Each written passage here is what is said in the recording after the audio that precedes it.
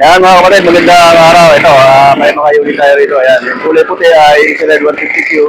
Yung blue ay TBX 150. At ito namang itim ay EDB 175. Pero hindi yan ang ating pag-uusapan ngayon mga kapatid.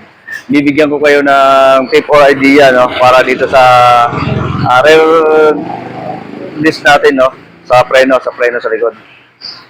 So, itong compatible niya mga kapatid. Pareha sila ng pang ADB, no? Yung ating Easy Ride na TBX. So, same lang sila ng rear caliper.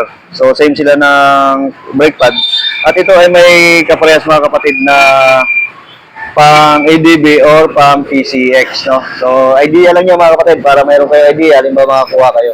Yung panlikuran. So, same sila ng caliper niyan mga kapatid. Ayan. Pansinin nyo. Ayan yung pang PBX. At ito naman yung sa pang ADB na 175.